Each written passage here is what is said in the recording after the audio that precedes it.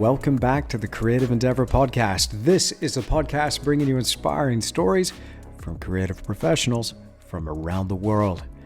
It's real conversations with real artists. And I'm Andrew Tischler, and it is such a pleasure to have your company here once again with this episode, an epic conversation with Mark Maggiori. Now, this podcast is going to run on the shorter side of things at around 45 minutes long, but it'll still give you a decent session in the studio, so you know the drill. Go and put the coffee on, wash those brushes, and let's talk with Mark Maggiori.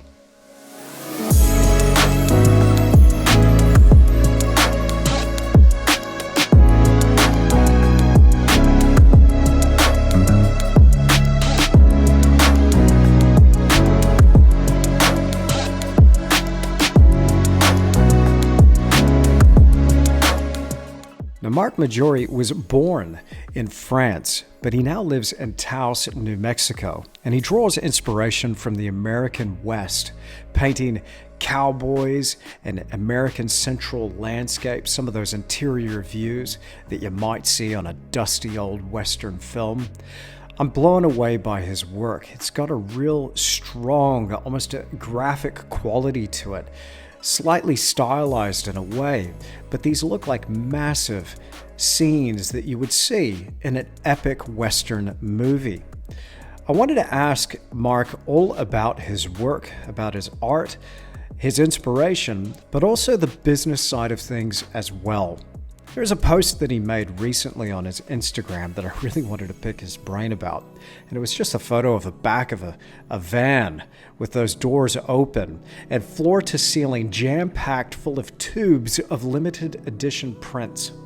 Now, you would have heard here on the podcast before that success leaves clues. And one of my goals here with this podcast, the podcast as a whole, is to share with you some of these strategies that other artists have used to become so successful. I believe that if we employ the same strategies, or we're following along in a similar fashion, that maybe some of that will rub off on us and we can apply that to our creative business also. But it's also just so cool to hear about how somebody else got their start on their art journey. I always find that super inspiring as well. Now, a couple of things to get out of the way before we get stuck into this episode. If you haven't already done so, please leave me a rating or a review on whatever podcast app you're listening on. And also make sure you share this episode to your social media. Thanks to you, this podcast is getting out there to more and more people, a bit more interest around the place, and I really appreciate the extra time and effort that you're going to share this with others. So thank you so much. And if you're going to post this episode to somewhere like Instagram, please use the hashtag the Creative Endeavor. And Endeavor is spelt with an O-U-R on the end. Thank you so much. I really appreciate it. I couldn't do it without you. Now, you're listening to the audio version of the podcast. There is an exclusive video version of this podcast that you'll find only on my Patreon page, and that link you'll find wherever this audio version you're listening to now is posted. So go and follow me on Patreon. In addition to the video version of the podcast, you get critique videos, Q&A videos, exclusive time-lapse videos, and extra special video content that I only share with my patrons, as well as access to the exclusive Facebook page as well. So if that sounds like you, it's only $5 a month. It would be a pleasure to see you over there. So again, you'll find that exclusive video version only on my Patreon page. Now, one more thing. There is a slight language warning for this episode of The Creative Endeavor, so if a few cuss words are going to offend you, maybe give this episode a miss, but that would be such a shame because there's such great information in this podcast. I found it really inspiring. So without further ado, here he is. This is Mark Maggiori in The Creative Endeavor.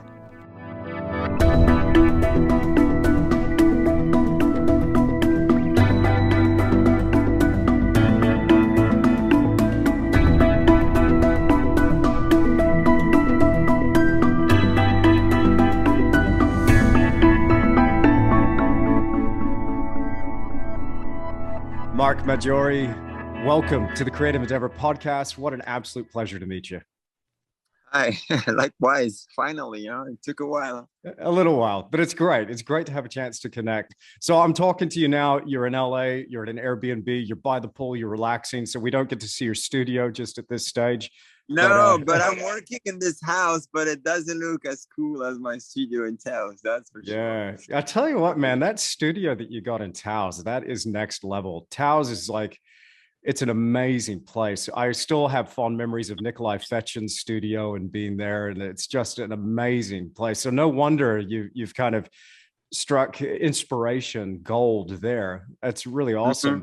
Mhm. And I'll just say, I've been following you for some time, and I'm just blown away by your work, but also just something that you're doing, it just really seems to be clicking. Like what I love to explore and what I love to ask people about is, when they find their authentic voice and they really find themselves, and then suddenly that lands and that really triggers something in a key audience, and then it's just like this beautiful marriage of the two coming together, and it just takes off.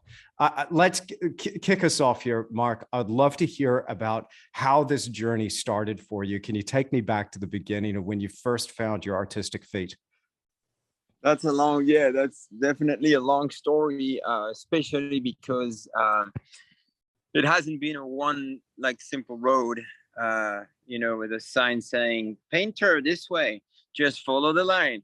It didn't happen like that. It was so, millions of directions that I explored, and I was a musician first. I was a singer in a band when I was, 19, 20, and then I went to art school at the same time.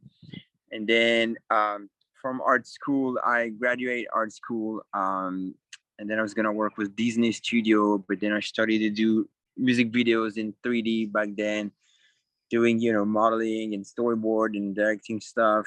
And then I went through real camera, starting to film music videos live. Um, and then I did a feature film. I was still in the band the whole time, so there's like a lot going on.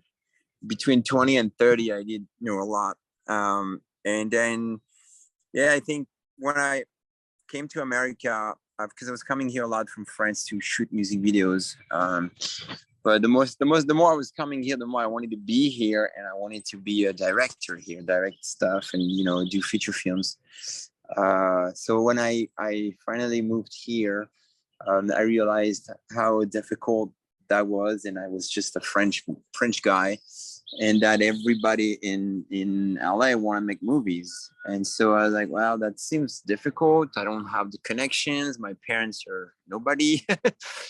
So I was like, maybe I have to find, it didn't just happen like that, but it was something that, after 1, 2, 3 years, it was like, not getting the stuff you want, or and the painting was always in the back of my head, because I learned to paint in art school, and it was something that I was always kind of dreaming about doing, but I had no idea I could actually make a living from it. And so it was like, yeah, I can paint portraits of my friends on the weekend because that's fun. And again, I didn't have a proper training, because in art school I learned drawing, like very hardcore academical drawing, but then all the painting skills I got were from internships at Disney Studio, when I've learned, doing backgrounds and color rules and all this. I've learned, and I learned a lot of my own by just reading books and copying stuff. But anyway, long story short, I ended up discovering that there was Western painting, and I had no idea of this whole genre, because I was mostly interested, when I was directing stuff. I was always looking for like the back roads of America. I was passionate with all the American West in every ways, but modern and old. And I like cowboys forever, and I was going to rodeos, and I even wrote some ideas of films with rodeo stuff and cowboys, and yeah. Then one day I discovered Western art, Oklahoma City, in a museum, and I'm like, what the fuck? I had no idea. Maybe I saw Remington painting back in the days, but honestly, in France, very few of the Western artists cross the Atlantic that way. And so in France, for us, I mean, my favorite painter was Joaquin Sorolla, Sargent. I liked all the classic, but I had no idea about Western painting. So yeah, I discovered that, and it honestly hit me really hard. And that was 2011 or 2012, something like that. Wow. It was 10 years ago. Yeah, Mm. 2012 maybe. And it took me about 2 years to kind of reverse, when the boat goes one way and you have to do a 180 back. That's Mhm. kind of what I did with my life in order to be able to start painting Western stuff. Because by seeing it and, seeing what was done before in the past, and the golden age also Western art, and then seeing what was going on at the time, I felt like I really wanted to jump in it and be part of it, and bring my voice, because I had a feeling I could maybe say something or do something or have something different from my background, and the way I was seeing things. And so it's okay if I walk. Of course, of course. Yeah. So that's how I slowly started by just initially painting um uh old photos. I got old photos, and then I started to do a little photo shoot with a friend here and then. I was living in Arizona back then, and so it just started like this. And then I met Logan Maxwell Ajej through a common friend we had, and I guess Logan helped me out a lot at the beginning, telling me, where to go, what to do, kind of thing. Like, because as soon as I started to post on Instagram, there was a big demand for new artists, and so I got very how do you say, a lot of people reached out to me, a lot of galleries, and so Logan was helping me deciding, you should work with this person, maybe not this one, blah blah blah. And Mhm. so that kind of helped me going pretty fast in my choices of what I needed to do in order to make the right choices. And him and his brother had a gallery. I mean, they still have, and they kind of starting to show my work, and they also bought 3 of my paintings at the beginning to show me that they wanted to work with me, and that was really helpful because I was such a broke ass. And it was amazing. So it showed me, okay, in America you can actually make painting and make it.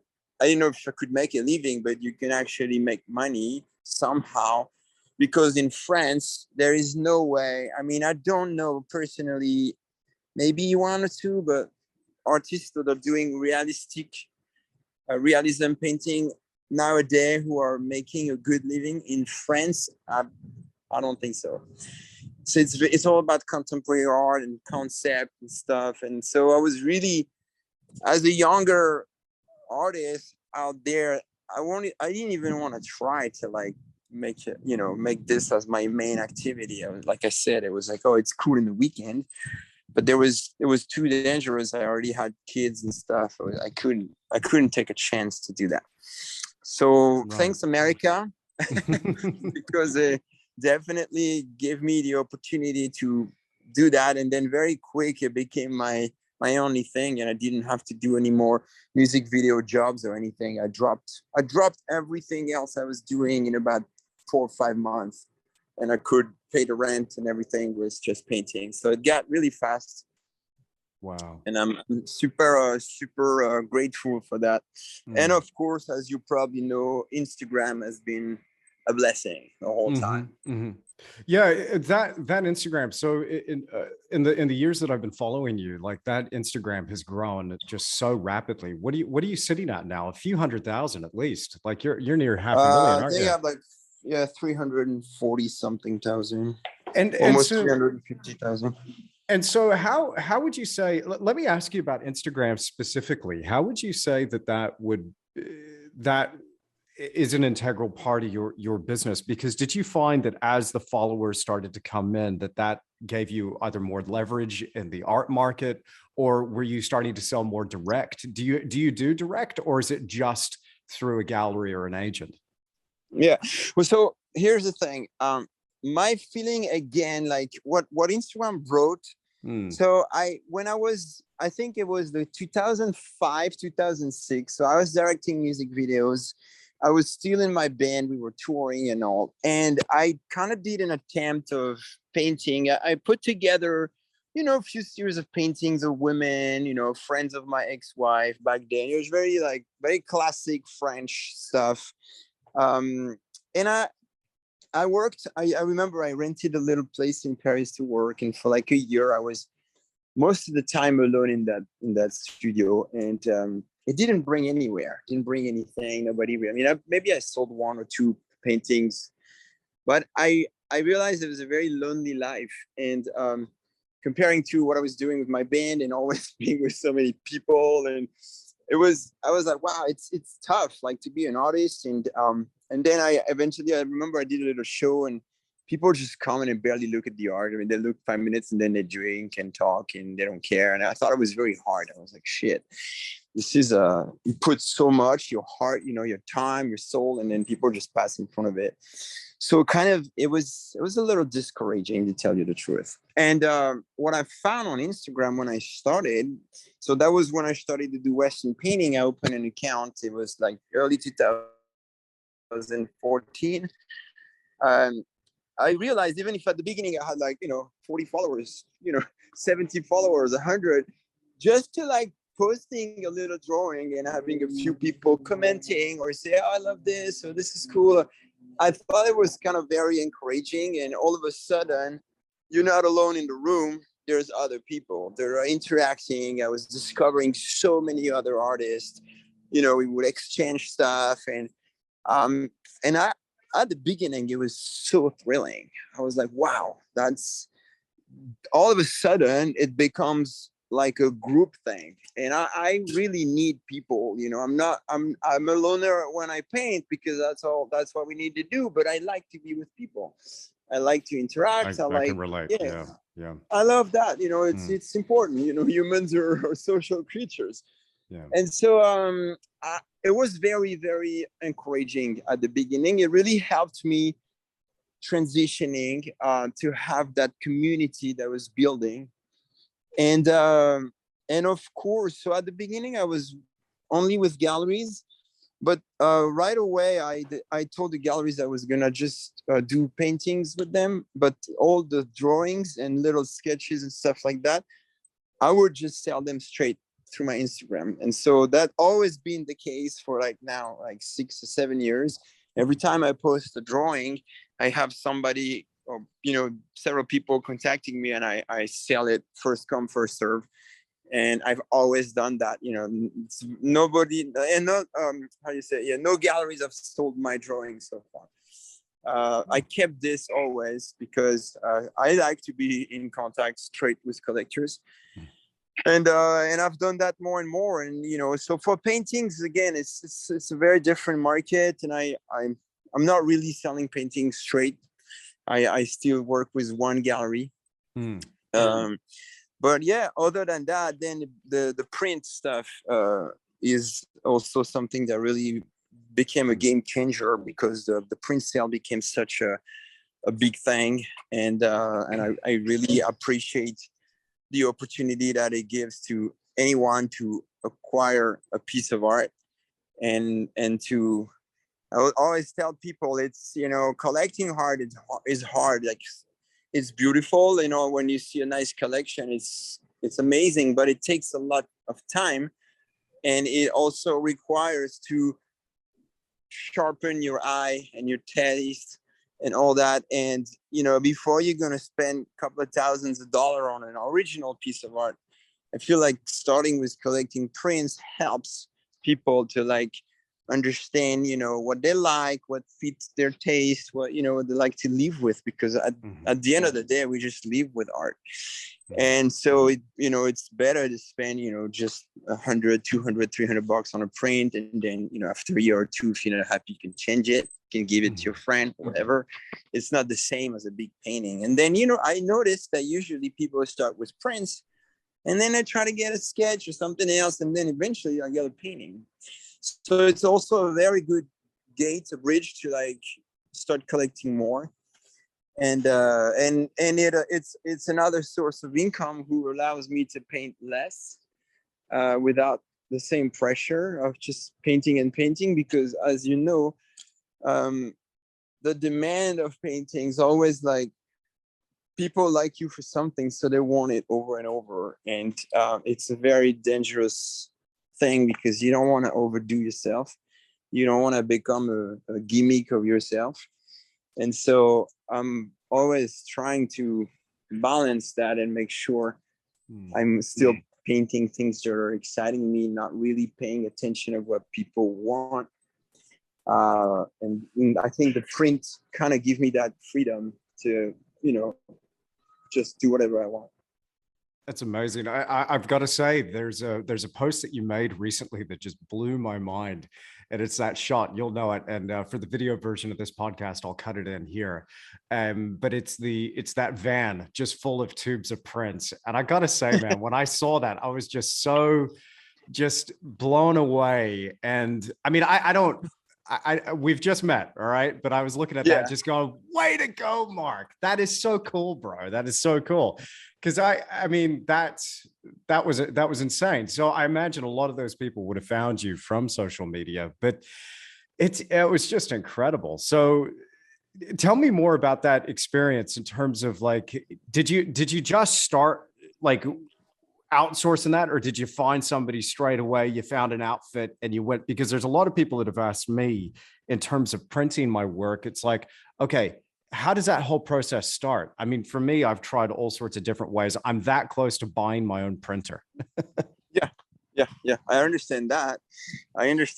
Well, so I was lucky to, I came up with the idea of making prints. I don't know, like I think 3 years ago, or 4 years ago, something like that. To make one print, first a black and white, and then a color print. And so I was working with Maxwell Alexander Gallery, and I invited them, asking if they want to do it with me. So they found an incredible printer in Los Angeles, a place who's been working with so many artists. And so we did tests with a lot of different companies, but those guys, Static Mediums, they were honestly the best, the closest to the original. And so we just started and we did. And my idea was always like not doing a shop or something that you can have all the time. I wanted to make this an event every time it happens, and people are waiting for it. And it's something that just like, it's just a one day thing, and boom, if you miss it, you miss it, but so kind of like when I was doing concert, it's a one thing. It's not like you can go anytime. It's a one thing. So that was very important to me. So yeah, every 6 months I release some prints, and of course the numbers have grown, and now it became a kind of a crazy industry. But it's, again, what I noticed, people buy a lot of them in like the same family will buy. Every time I release, I'll buy prints. And so I'm always curious, I'm like, what are you doing with it? And so some people have a lot of wall space, but some people keep them. Some people keep them in the roll and say, we're going to replace it next year. And some people are just offering them to friends. And so I kind of love this idea. And somebody was asking me, like, well, the fact that there's so many, you're not afraid that it's going to devalue them, lower the value? And I'm like, well, prints, to me, prints on paper, not serigraphy, prints are not supposed to be an investment. I really don't see it this way. It's like, of course, my prints, you see some prints on eBay, they sell for a lot more than people bought them for. But that's not really the point. I don't think you should buy a print of any artist, a paper print, for a big investment. A print is something that you buy, again, like I said, for your own pleasure, for your own enjoyment, to see the art of that artist that you like every day in the wall, and to kind of like just slowly bridge to maybe own originals and stuff like that. So then when you got original, you could talk about investment, because some artists really like the value that climbs over the years. So that's great. But prints should be more simple, just like something that you just enjoy and change again. Like I like when people say they're just switching, and that's how I see it. But yeah, of course, there's always I'm trying to do time release over edition. I've done editions, I've done time release. And they're always, at the end of the day, we sell kind of the same amount. That's kind of interesting. Uh, if I do an edition of 700, either we sell the 700, but if I do a time release of 10 hours, we're going to sell 672. It's almost the same. So it's amazing. Yeah. It's pretty crazy. So it's like, it feels like there's an amount of people that's kind of devoted to one image, and that's going to be the same, no matter if you do time release or edition. Time release gives more like an urge. Although in June I might do a 24 hours release, so that it gives more people like people like you who lives on the other side of the world have time, because we have a lot of people in Australia and they're always like, shit, I had to like wake up at 3 to get the print, and I'm like, I'm sorry. So we're gonna try to do it 24 hours this time, so that gives more time. Man, for Australia. Consider us down under, will you? It's difficult, mind you. We're always a day ahead. I wish I come visit one day. It's always been in my mind, but it's so far. Like, I need to find the opportunity to come, especially New Zealand. Like, the landscape seems like it's out of this world what you guys have out there. Oh man, it is beautiful, and I moved recently, so I wish I could turn the screen around and show you what I'm looking at out the window just behind this screen. But we're on the water and looking out over like the ocean, and then there's a mountain, and like I live in a sound. It's quite beautiful. Yeah. And I gotta say, I'm I don't know if this is coming through the mic, but the roar is on, and down here they call it the roar, and that's where all the bull deer, the bucks start jousting and fighting. So I'm hearing one in the forest over here and one's in the forest over there, and they're going to meet behind me at some point, probably up on that hill. This is insane. So it's cool. It's pretty cool, man. So look, if you're ever down in New Zealand, man, hit me up. It'd be cool to go paint for sure. Some plein air. But it's interesting, talking about this time release versus limited edition. I find that so much of art and our art business, it's almost like a psychological analysis, trying to work out what's going to resonate or what's going to happen. And it's almost, I find this, I don't know how you feel about this, but when I try and plan for something to be, I'm going to plan for this thing and it's going to be great and it's going to land. Those are the things that normally just fall flat. But I find that when I'm really engaged and feeling creative and everything's flowing just right, and I'm all there, and I'm not even thinking about the sale or having a great print release or doing anything like that, then those are the things that just seem to work when I'm not paying attention to the sales side of things. You know what I'm saying? True, 100%. Yeah, it's so funny that when you're saying that. Yeah, it's true.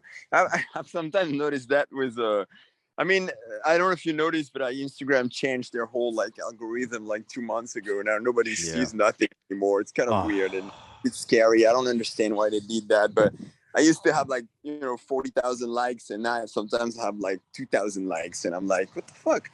And but anyway, just to say that it's funny because if I'm very happy with a painting and I'm posting it super stoked, and I'm like, oh, this is gonna be. It's gonna be a good one. I bet I'll get some likes and stuff, and usually I get it's good, but I'm it's not the greatest. And sometimes I post something that I painted 3 years ago. I just repost it for the fun of it. It's the worst time to post. It's the things you would never do, but I just do it because I don't care. And then an hour later, I look at it the biggest like you've ever had. And it's shit, how does that work? There is no logic in it. It's pretty crazy. So I don't know. I kind of give up on trying to understand when and how and which. Especially now, it's just it's hurting my head. And everybody now says you have to do reels and all, and I'm like, shit, man, I don't care. I don't know if I'm gonna completely follow that or I'm just gonna keep doing what I do. And because the whole reel stuff can be cool sometimes, but I don't want to make it an obligation. I have to make videos every day of my life so people can see what I do. It's I also like the fact that we used to post just one image, and it's very good for artists. And so I don't know. We'll see how this whole thing evolves. Also, why I'm always asking people to subscribe to my email list so we can stay in touch. Because maybe one day we'll say, Instagram, fuck you. And because I don't know what they intend on becoming. Mhm. I guess they're racing with TikTok, and good for them, but I don't feel very close to all that. Anyway, It's almost a full-time job just managing just your social media, and it does it take is. more and more and more effort to stay on top of it. I find it just endless and quite frustrating as well, because when you get used to the pattern, it's like, okay, now we're going to change the rules, new rules, and it's like, oh, why? It was fine, it was working fine. Exactly. 100% agreeing on this. It's like, yeah, it's like, why did they? I don't understand. Why did they change this algorithm? It's like, why? It used to be simple. You post, and the time you post, people who follow you, they see the image. Why did they have to make it all weird? And I don't know. I think what they're trying to do is they're trying to change us through that technology, and it might even be AI at this point running it. So I think it's trying to change the way we interact and interface with technology, the way we interact with each other, and it's trying to funnel us into more. I mean, I was talking to Joe Paquette about this, where it's like it's a very consumer based, fast, rapid thing, and you're on to the next thing. So as you're scrolling on your phone, you're like, okay, I'm bored. Okay, next. Oh, that's kind of cool. Keep scrolling, consume, and it does change the way we are as people and the wiring up here in our brains. Mm-hmm. So I think we're being programmed. So what do we do? Do we just say, Yeah, burn your phone, dig a hole? No, I know, but then, like I was saying, it was. I mean, I think at some point there was really a golden time, or there was really a good way to interact. But yeah, if it becomes a clown thing where just puppet yourself nonstop to, yeah, I don't know if I'll be able to follow that, but we'll see. Interesting. Yeah, it's food for thought. Anyway, let me ask you. It'd be an absolute crime to have you on the podcast and not ask you about the art itself and really just geek out about the painting, because some of these compositions and things that you're tackling, they're pretty grand. It's really interesting hearing about your film background as well, because to me, it looks like the camera is panning across this epic landscape, and then you catch this little bit of action, or the cowboys about to descend the lip of a canyon, and it's in the moonlight, and it's just like, click, there's a frame. And I look at these things and they're arresting, dude. They're just so cool. Like, it's just like, wow, it's a moment of time. How does the process start for you? Do you start with reference, or do you start with the vision? How does a painting come to be? What does that process look like from the initial concept sketch to the final realized piece? Yeah, well, so I don't know if it compared to like cooking, I would go to a very good farmer's market and get the ingredients I see would inspire me. And I'll just gather a little garlic, little thing, and I go home and it's gonna make a nice sauce because it's good stuff. I kind of approach it this way. It's like I really have like a precise idea. Oh, I want to paint that. Or maybe I'll see a movie and there's like a really cool shot of something, like a nice lighting, or a subject that is put on on top of a place, and you see the background. I'm like, oh, that's a cool way to like light the guy or something. I keep it in my head, and then I just do photo shoots. So my photo shoots are very important because I definitely recreate what I was doing as a music video director, when I would always write a little script and then put together outfit, locations. And I always knew from music video that a good casting and a good location makes a good video. If you don't have the right casting, or it's not gonna be as good. And same for location. If you shoot somebody in like a location that doesn't have the magic or the light, or it's not gonna be good.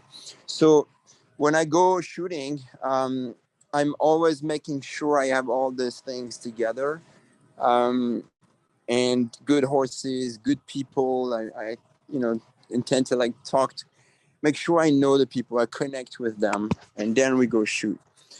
And when I shoot, that's really when it's happening. So that's really the day when I put everything out.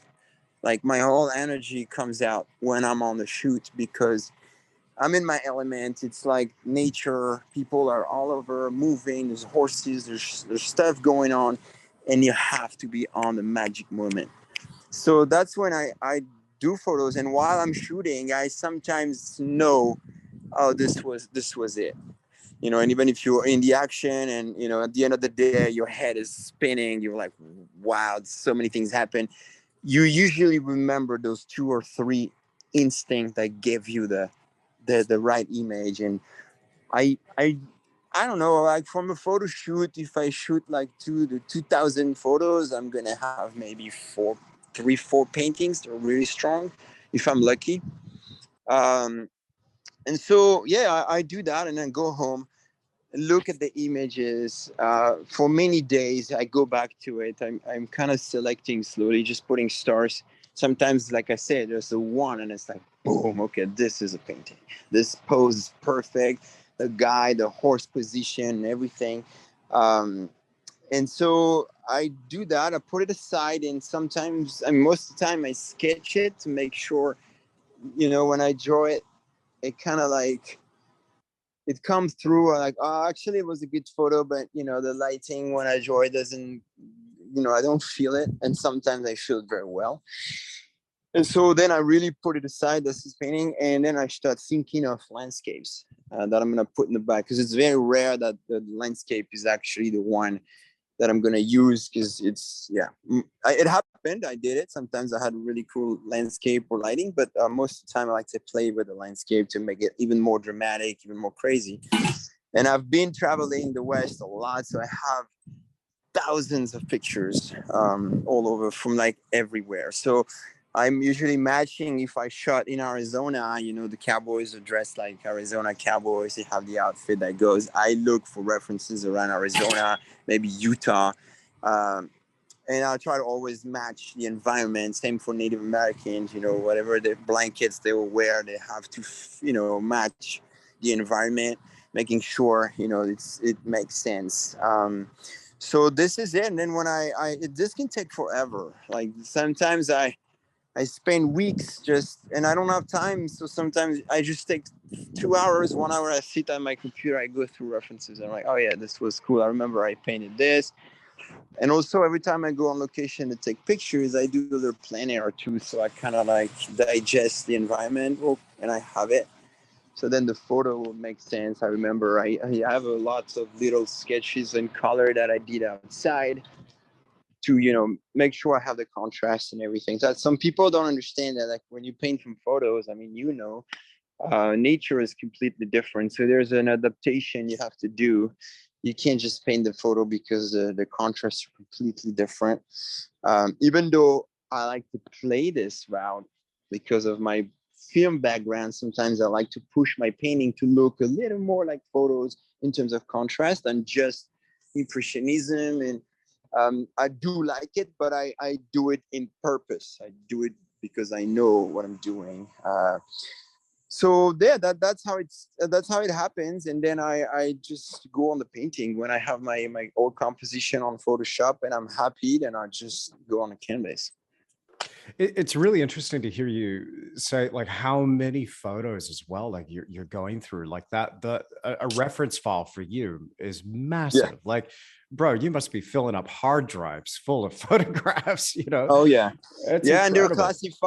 they're classified by area. I also Hmm. have, like bushes. I have the different type of bushes folders, Hmm. chamisa, sage, flowers, all that stuff. I Yeah. have it classified because I like to always go through it, and it makes the magic.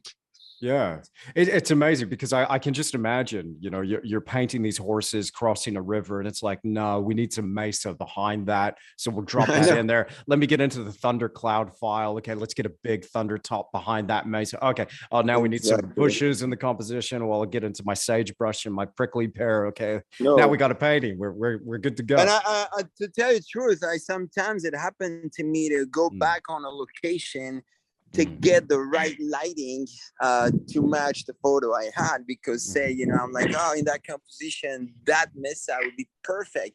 But in the reference photo, it was 3 p.m. I need 6 p.m. So I would eventually go and just wait for 6 p.m., get the right picture, and boom. So I'm sure that I have the right lighting. Because again, a lot of people, and I don't know how you work, but I've tried before to work from memory sometimes that you like, but every time you pull a picture or you look at nature, it's better. Like nature has so much to offer.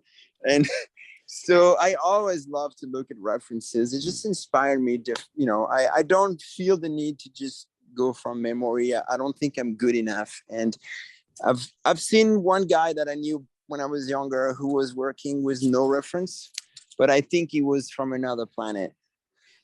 It was in a level. It was in a level that just Yeah. it's like Einstein. When you talk about Einstein, not Yeah. everybody's Einstein. I think Yeah. this guy, he's a French artist, and I don't know what he's doing nowadays. He was very special, but he was in art school with me, and his name was Laurent Gapayard, and he would start on the top of a white page, and the format, I'm telling you, we would talk about, I don't know, 30 inches piece of paper. You'd start in the morning on a corner and start doing little things, black and white pencil, blah, blah, blah. You come back 3 hours later and you have the top of a freaking 17th century church mixed with bridges and then trees going around it, and we kept going down, and then 2 days later you have an insane freaking like old kingdom, and he tells you everything, so you can enter from there. You have to imagine that if you put a camera on the other side, you will go there. There's like, and he knew everything, like in architecture, like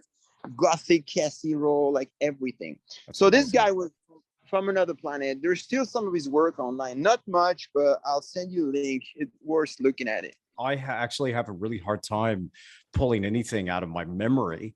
It's always, substandard, especially when you compare it to nature. Nature's just, I mean, I know. it was created by the master artist himself. You gonna compete with that? Exactly. Come on, you know. No, you can't. Just the minute you think you're getting good enough, you're like, oh, okay, yeah, that's right. Okay, you got me whipped there.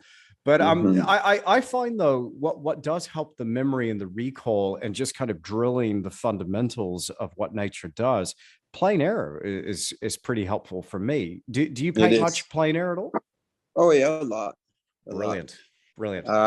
As soon as I have opportunities, I have time, I'm at the right place, I have the gear. Mm, I'm not showing it a lot because most of the time it's very basic, and it's very personal. sure. There's nothing show off about my plein air. I'm not a great plein air artist, but I do it a lot. Just like if when you play piano, you have to do your because that's you need to so plein air to me is the same. It's like constantly going, especially when you work so much in the studio from images that we have on computer screens and stuff. You need to go back to nature, because when I paint, I could be looking at a bush on my photo, but when I mixed my colors, I have the memory of the actual bush, the actual temperature that it's at, and I'm always doing the in between, like what I see and what I remember. And sometimes, like I say, I take off my little sketches, I put them aside. I compare colors. I'm like, wow, that's crazy. It's like it's so much more saturated there than on the one I did out there. So I desaturate a little bit, and what I put in the final painting is an in between. Always kind of play like that. That's awesome, man. Listen, I got to tell you, it's such a treat watching your art journey so far, and where you started and where you are now. I'd love to hear like what's next for you. What are some of the things on the horizon for you that you're really excited about? What's coming up? Well, so I have this show. I didn't have a solo show in a long time. Last time was 2017, and then I was wrapped up in all those museum shows, and it's constant. So you would always do 2 paintings there, 1 painting there, and it's years are passing. And so there's this gallery in Scottsdale, the Legacy Gallery. They doing a solo show for just a few artists in the Western art market, and they're the best to put together those like solo show, huge show with like 20 pieces. and it's a great event. I went to one for John Coleman, that incredible sculptor slash painter. And John Coleman's show were always beautiful turnout. So Brad Richardson, the boss of the gallery, approached me like even 3 years ago, and I was like, "When are we doing a solo show?" And I was always kind of like cold feet about it. And then I finally, last year I said, okay, I'll do it. Let's do it. And I pull out of all the other shows. And again, because of the prints, I'm able to not sell paintings for 2 years, just surviving on, little sketches and the prints. And I'm able to store all the paintings that I'm doing right now. And we have a show in March 2023. So it's another year. But as you know, it's very stressful because, I'm trying to do one painting every 3 weeks, every month. Wow. So by next year, I'll have my 20 pieces, but they might, the last one might be smaller and maybe a little looser, but it's a good opportunity to actually try different things. And again, since my first like real big solo show, I'm trying to paint my classics and the things that really represent me, to really put like a final point of like, okay, this is kind of like wrapping up the first 7 years of my career, and this is what I've done. And I think after the show I'm gonna start thinking of okay, what's next? Do I want to keep doing this? Do I want to try different things? I have a lot of stuff that I want to try that are there in my mind that I want to paint.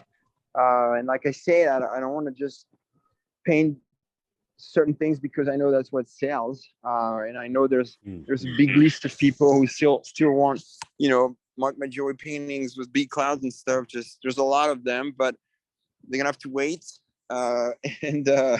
It's I have desire to paint Europe, maybe to paint Italy, to paint different type of people. So that might be next. Or not, I don't know. I'll have to try. And again, I think it's a pretty cool luxury for an artist to be able to try things, because we sometimes don't have time to try. We just go and do it, especially when it's sales and you have some kind of success. You just want to keep doing it, but that's too easy. So we got to challenge yourself and try to take different roads, I think. What are you working on at the moment? You said you had a painting going in there. Can we see it? Can I have a look? Yeah, I have a nocturnal, and so I worked here for 3 weeks. We were in LA for the month because my wife had a lot of things going on here. So we just rented a house here, and I'm painting in the room. But now that painting is, I've done all those little sketches. I posted them. Beautiful. Yeah. So this was those last 3 days. I'm working right now on one. And the big one I finished is drying on the corner. And I think I'm going to have to finish it in Taos because there's a lot of dark detail. I don't know if you see shit. Yeah, I can see it. Yeah. Brilliant, man. Just hold that up. Yeah. Great. Oh, wow. So that's the first pass. And now I have to go back to my studio with probably a better lighting and kind of go in details. And I'm working on a little nocturne right now. So I have my planner kit here. Yeah.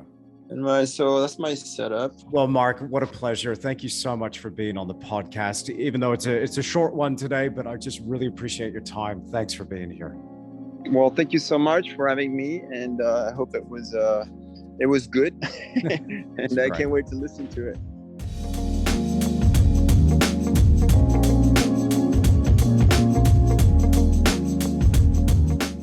Thank you so much for tuning in to another episode of the Creative Endeavor podcast, and a huge thank you and a shout out to Mark Maggiori for joining me.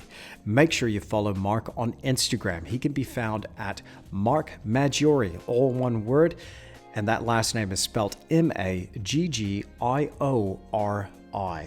and on his website, markmaggiori.com.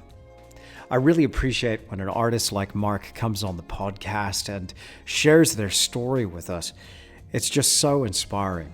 And again, I'm a huge believer that success leaves clues, and I know that there will be something here that someone's going to take away and apply to their creative business, and it will pay dividends. But also, it's just so awesome to have that inspiration out there on the horizon as a point to shoot for.